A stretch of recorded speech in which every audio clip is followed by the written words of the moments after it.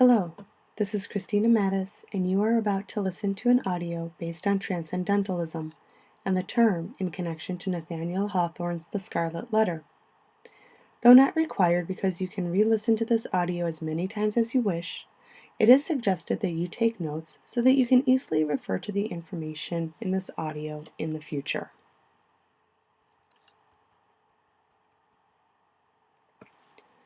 Transcendentalism took place during the 18th and 19th centuries, but it really reached its peak during the 1840s.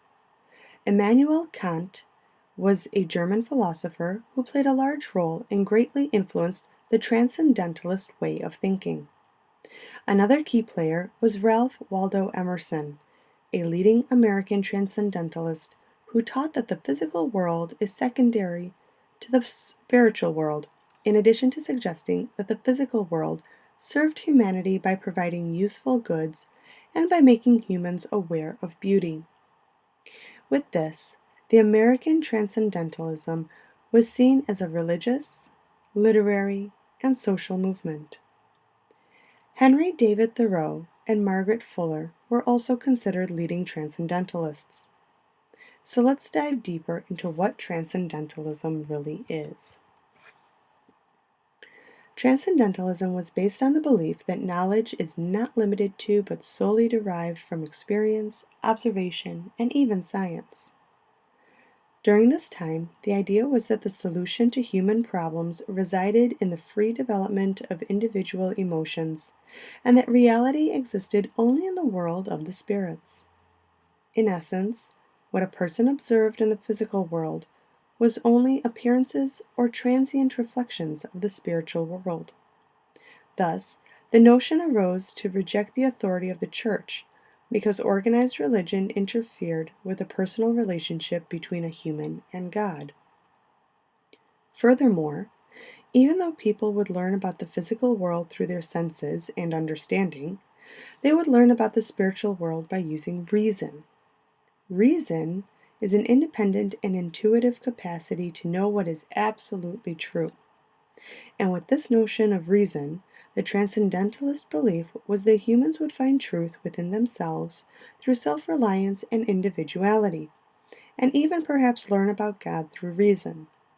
It was also thought that in order to learn what was right, a person must have ignored custom and social codes and rely only on reason.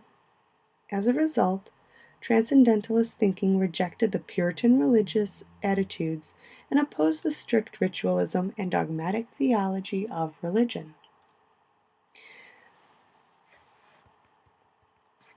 Nathaniel Hawthorne integrated the Transcendentalist ideas in relation to the Scarlet Letter.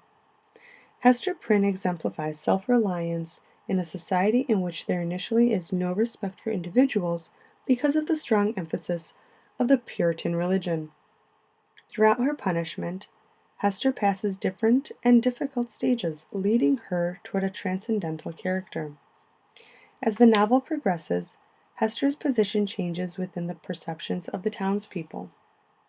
In his 1988 essay on the Scarlet Letter, Robert L. Berner explained 4 stages that transitioned Hester from a sinner to an accepted woman.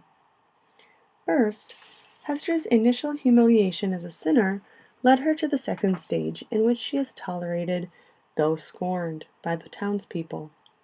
The first stage demonstrates Hester as a sinner cursed by the people who consider her as an immoral Puritan lawbreaker.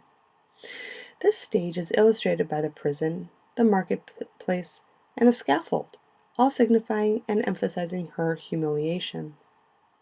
During the second stage, Hester's condition presents her as a scorned and tortured character who tolerates her punishment of a lifelong public humiliation with patience. The third stage presents a sign of respect from the townspeople for her good works, which then leads to the fourth stage of the people's appreciation for her. The third stage exhibits Hester's charitable works that result in gaining respect from the townspeople.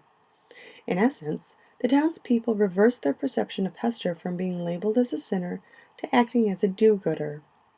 This situation transitions into the final stage, in which Hester's branded A has transformed its meaning from adulteress to able, because of her ability to create beautiful needlework and her unselfish assistance to the poor and sick. This appreciation for Hester could also signify her as an angel, as Berner also indicated. This reference to angel is the epitome of the spiritual and transcendental thinking. Now that you have listened to this audio on Transcendentalism and its relation to Hawthorne's The Scarlet Letter, please listen to the audio on Romanticism if you have not yet done so. Thank you for your attention.